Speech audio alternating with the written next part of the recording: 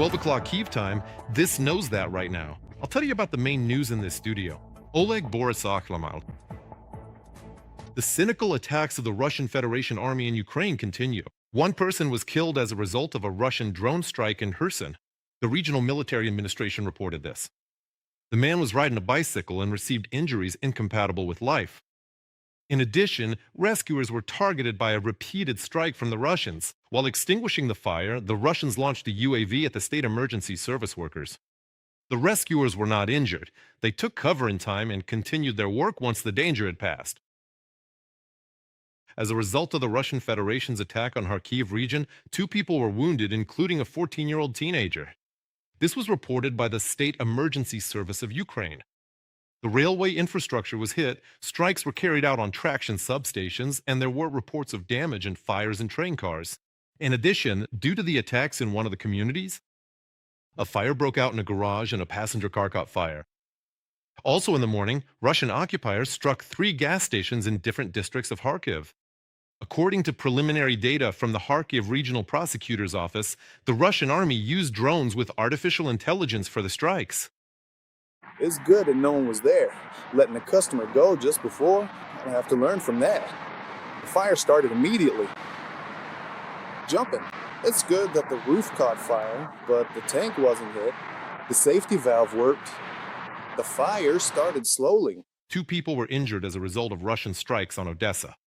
At night, the occupying forces attacked the city with strike drones. Hits were recorded in 2 multi-story residential buildings, in apartments on the upper floors, as well as on the roofs of the buildings. Fires broke out and rescuers put them out. Utilities and private vehicles were damaged. City utility services are working at the sites of the strikes. When the air raid alert started, we went out into the hallway where the elevators are. Shaheeds were constantly flying over the building. There are about 6 or 7 of them. And then we heard when one of them hit. My windows face exactly where the strike happened. We quickly ran downstairs because I didn't know, what if something started to collapse?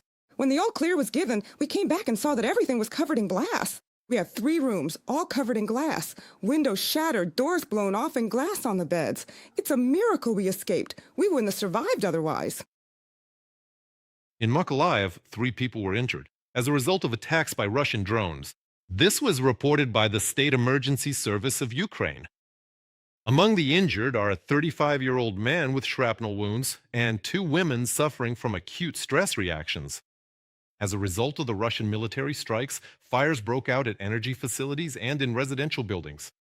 3 apartment buildings, 2 private houses, and 6 cars were damaged. The work of the rescuers was complicated by repeated shelling. 1 person was injured as a result of a nighttime attack by the Russian Federation on the Dnipropetrovsk region. This was reported by local authorities. As a result of the strike, infrastructure in Kryvyi Rih was damaged. Other settlements in the region also came under fire from the occupiers. As a result of the attacks, a residential building caught fire, and a gas station and an administrative building were damaged. Over the past night, the Russian army attacked Ukraine. They used 210 attack drones, about 140 of which were shaheeds. The invading army also used Orion and Tuapse drones. Ukrainian defense forces shot down or suppressed 190 drones. Hits were recorded at 14 locations, and debris fell at 10 more. The daily strikes by the Russian Federation show that pressure on the aggressor needs to be increased. This is how Ukrainian President Volodymyr Zelenskyy responded to Russia's attacks on Ukraine last night. According to him, long-range strikes by Ukraine's defense forces are effectively reducing Russia's ability to attack Ukrainian towns and cities. We need to keep weakening the aggressor to make things safer, the president emphasized. We need to weaken the aggressor so that Europe can be safer. Sanctions policy must be extended, and all our restrictions need to be synchronized with our partners.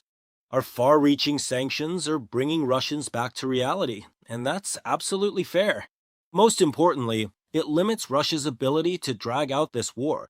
If Russia doesn't want to move to diplomacy voluntarily, it must be forced to do so. I'm grateful to everyone who's helping us with this. Volodymyr Zelenskyy, president of Ukraine, on Telegram. Meanwhile, Ukrainian drones have once again attacked the seaport terminal in Tuapse. a fire broke out on the premises of the facility.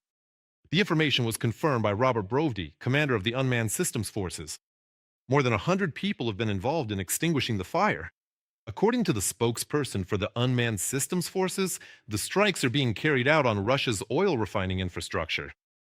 Such facilities are legitimate targets, since they provide funding for the Russian army. This is already the fourth attack on the port in the past 2 weeks. Local residents have reported environmental pollution. The city has experienced so-called oil rains. An oil slick has formed in the sea.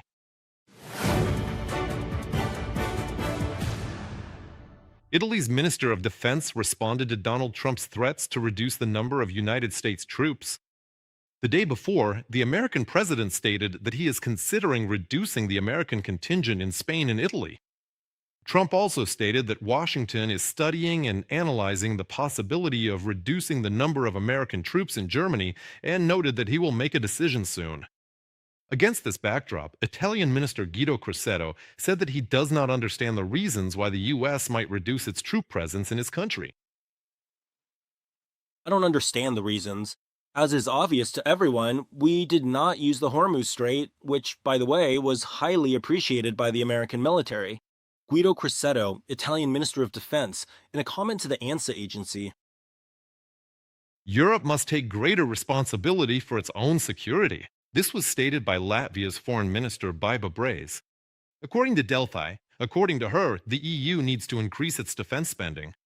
And the US, along with close transatlantic cooperation, is an irreplaceable foundation of European security. In Braze's opinion, the European Union's efforts in the field of defense should therefore complement and strengthen NATO's capabilities. Did the Orion 26 exercise demonstrate Europeans' ability to act together to ensure Ukraine's security? This was stated by French President Emmanuel Macron. According to him, the exercises sent a signal to Ukraine and to European allies. They demonstrated Europe's ability to conduct joint operations. The exercises confirmed the readiness of Europe's armies to act together.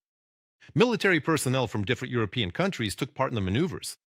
Macron emphasized the need to strengthen the continent's defense and noted the importance of cooperation within NATO. The president of France also mentioned the Ukrainian military and called their resistance an example for the allies.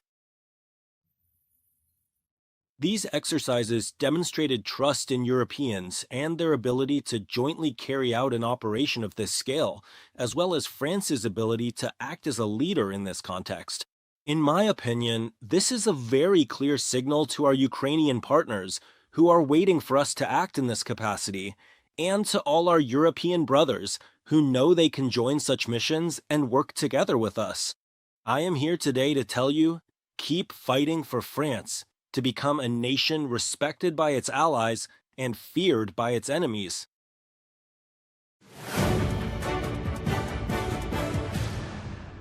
Due to Russia's participation in the Venice Biennale, all 6 members of the international jury have resigned. The situation escalated after inspectors from Italy's Ministry of Culture visited.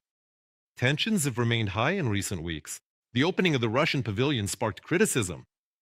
The participation of Israeli artists was also discussed. The decision to allow Russia sparked a strong reaction in Italy and around the world. Ukraine's foreign minister, Andriy Sybiha, also responded to this.